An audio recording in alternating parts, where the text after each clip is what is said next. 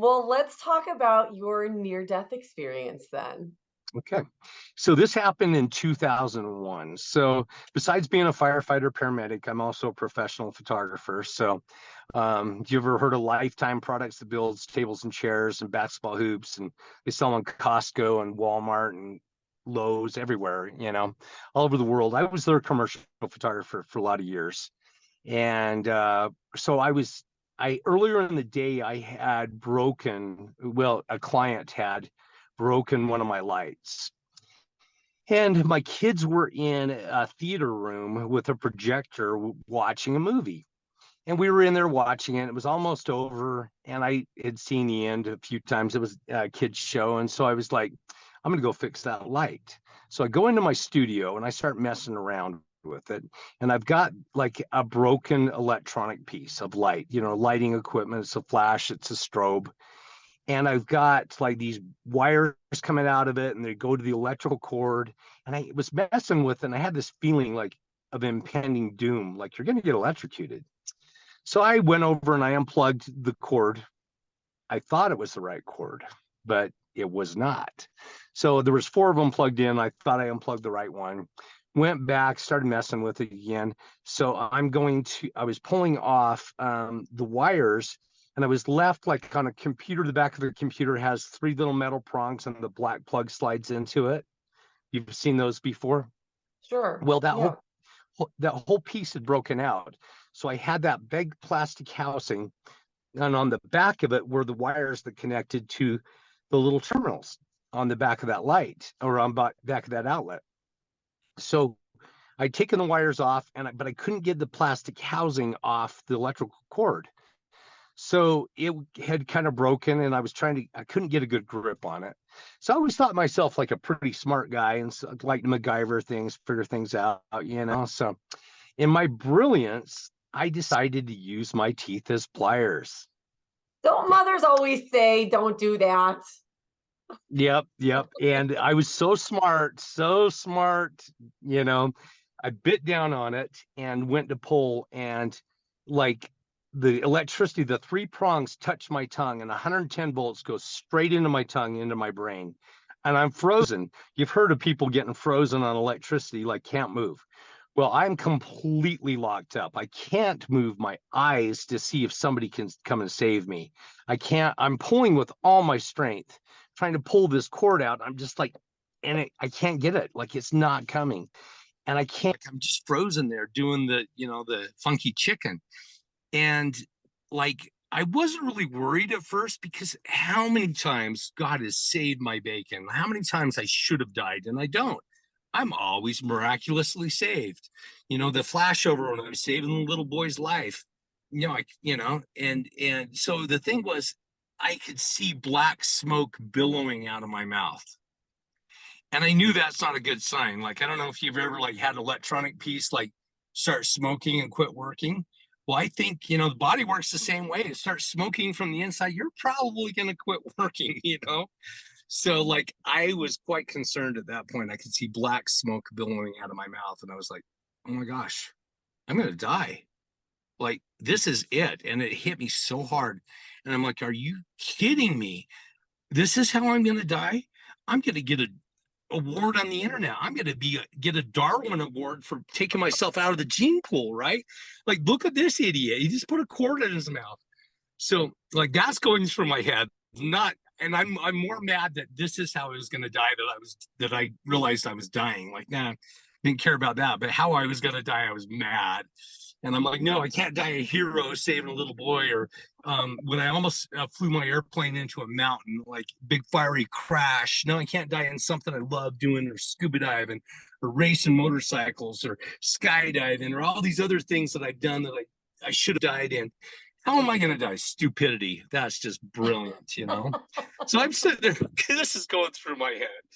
And I couldn't move, but then I saw this bright light coming down from the ceiling above me. And I looked up into it. And remember, I couldn't move anything, even my eyes. So I felt myself just look up into it, which was my spirit, not my body anymore. And it was like coming down from the ceiling. It was the most beautiful light I'd ever seen. It was just like enthralling and capturing. and I just went into the light. And so a lot of people, they say see a tunnel and then a light at the end, but this light came and got me. Like, and I went through the light and I ended up in this pure white room. And I was the only one in the room, but it was pure white all the way around. And I was like, oh my gosh, I'm dead. Like this is it. Like I'm dead. And I had this feeling of utter excitement, like so excited, like a little kid at Christmas. Your parents say you can get up at 7 o'clock and it's 6:55 and you're waiting for that last 5 minutes to count down. I had this anticipation so much that I'm going home to Father. I get to go home to Father, and I'm just so excited. And then I saw God and up above me, above this room, and it was so bright. It was like looking into one of those spotlights that they put out in the searchlights before a movie opens or something, like so bright. And I could see he was in the form of like a personage, but it was just light. Like it was so bright you couldn't see, like, a person. It was like light in the shape of a person. So God was so bright to me, and I just was looking up, and the light that was coming down into my soul was like so completing. So it was like getting a drink in the desert. Like it was something my soul longed for so much. And then God came down and he stood in front of me, and God was big. Like God was bigger than I was. And I just remember coming up to about middle about his waist. And then he shows me my whole life. And I have this life review and everything's going through. And it seemed like it was my everything in entirety, but time was kind of wonky up there because like I experienced everything, I saw everything, but it was like boom, so fast also. And I remember there were certain things that it would stop on and we would kind of discuss it. And but yet no words were exchanged. It was more feelings than anything. And I remember like things that I had done that I considered sins and I thought were bad. And all I felt was love and pride and joy from God to me about everything I experienced. And then I saw some bad things that other people did to me. And I remember thinking, why was I so upset about that? Like, that was such a beautiful experience. I learned so much about me. And that was my perspective when I was with God. And then one of them was like when my ex-wife left me, the mother of my kids ran off another guy. And I was like devastated at the time. But when I saw it through God's eyes, I was like, I love her so much. And that was so beautiful and had nothing but compassion for her. And then I get back to Earth and I'm like, no, I still hate her. No, I'm kidding. I really don't.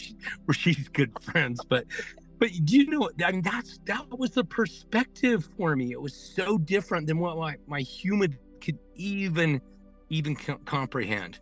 Like it was so much just unconditional love for me, for people that had harmed me, people that had hurt me, people that were my enemies that were trying to do bad things.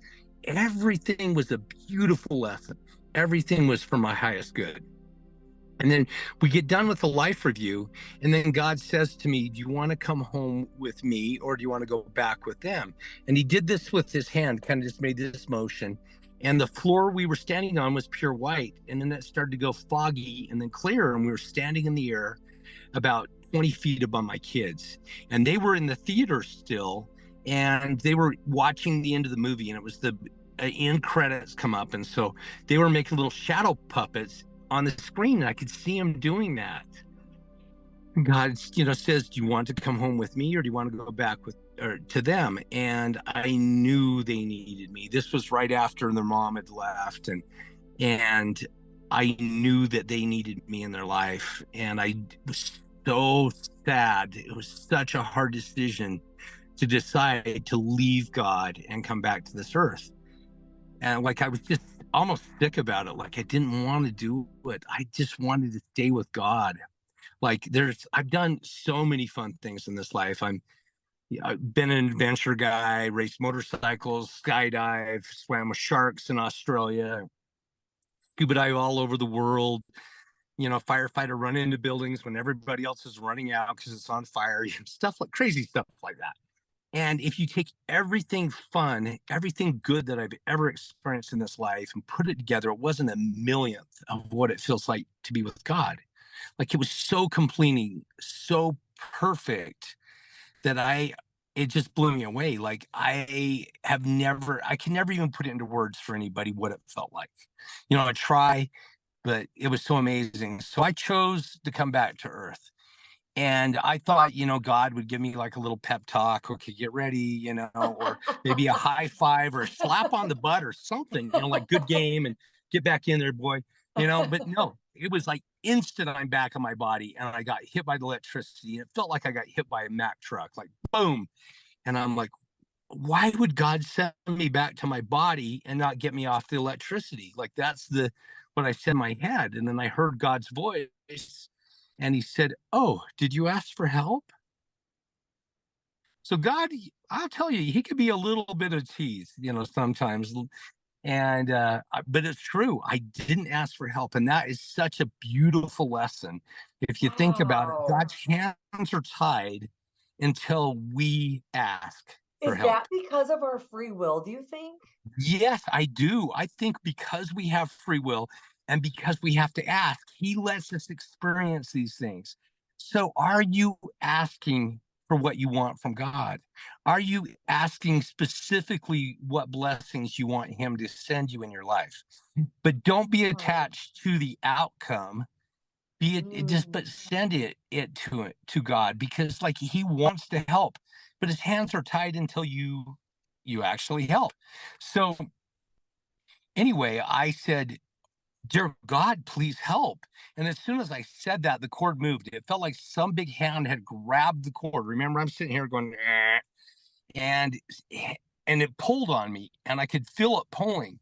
Well, I was like, "Holy crap!" And so I started pulling myself, and it was like God didn't do it for me, but God Wow. made up the impossible part. So I could have been the strongest man in the world, right? I could have been, you know, stronger than Thor, and could not overcome your own bodies if you're being shocked. The electricity, your muscles just lock up. You can't overcome it. It doesn't matter how strong you are. So God overcame the impossible part, but he required me to give my effort, every bit of my effort that I could. So I'm pulling on the cord and giving my effort, and then the cord pops free out of my mouth. And it actually felt like it popped like whoop. And I remember it going down, and then everything went black. Like, because if you think about it, electricity stopped my heart and what we figured out later was about 6 minutes from the time that I had approximately left that room to when I stuck the cord in my mouth to when my son found me. So around that time was 6 minutes. So my heart had not been beating the whole time. Somehow I was conscious with the electricity going in me, but as soon as it stopped, everything went black. And I remember just like TV, and then I hit the floor. And my 12-year-old son at the time came running in, and he found me, and he starts shaking me, and he rolls me over, and he said I opened my eyes and I took this spontaneous breath. I was like, and then he looked at my mouth and he went, "Oh my gosh." And he went and he grabbed the phone. He calls 911. And he's on the phone with the 911 operator. And it's like, "I just found my dad, and he's got black smoke coming out of his mouth. He was laying on the ground. He was not breathing. So anyway, they ended up taking me up to the hospital. And the doctor comes in, he looks at my mouth, and I had charcoal a hole through my tongue the size of a quarter. So it wasn't like a burn, it was charcoal. Like you had cooked a hot dog and forgot about it on the grill, and it was just crumbly. And he was pushing on that. It was just all crumbly in the center of my tongue. It got so hot in my mouth it melted the fillings of my teeth. One of my teeth, I had like a bunch, it exploded.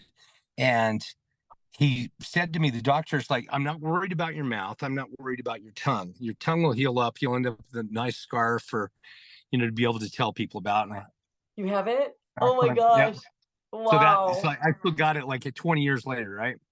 And Wow. that whole center of my tongue's like numb. I can't feel anything or taste anything of that part, but it healed completely up. Got new dental work. Like he said, "I'm not worried about those two things." He says, "What I am worried about He says this 220 electricity will burn you externally and blow body parts off. 110 will cook you from the inside out like a microwave. He says, what I'm worried about, he says, every one of your organs going in what we call mods is multi-organ, basically all your organs shut down. And he says, that's what I'm worried about. He says, we're going to run some enzyme tests on you. We're going to be able to tell which organs are damaged. Like with your heart, we'll give off troponin. And you have these different enzymes that are getting given off depending on how much damage. He says, not if there's damage, because I can guarantee you there is. He says, but how bad? He says, you could actually die tonight. So he says, you're not out of the woods yet. Just, so they were worried about my airway closing. So they ended up intubating me and put me under. I remember waking up in the morning and the tube was out and the nurse was taking out the IV. And then the doctor comes in and he says, well, I've released you from the hospital. You can go home. And I'm like, what? And he said, yeah, he says, I ran your enzyme tests 3 times. He says, I didn't believe it. I thought they made a mistake at the lab. So I made him do it again. And then the third time I went down and I made sure that they did it correctly because I didn't believe him. He says, but you have 0 enzymes in your blood. He says, there is nothing wrong with you outside of your tongue. He says, that's impossible. Given how long you were electrocuted and everything, he says, I'm a man of science, not of faith. He says, but you're a bona fide miracle. He says, go home and count your blessings. So the interesting thing, Wow. yeah, right. So I Oh go my home gosh. perplexed. I mean, like, honestly, I didn't even know how to make what happened to me. I was nervous to tell anybody about it.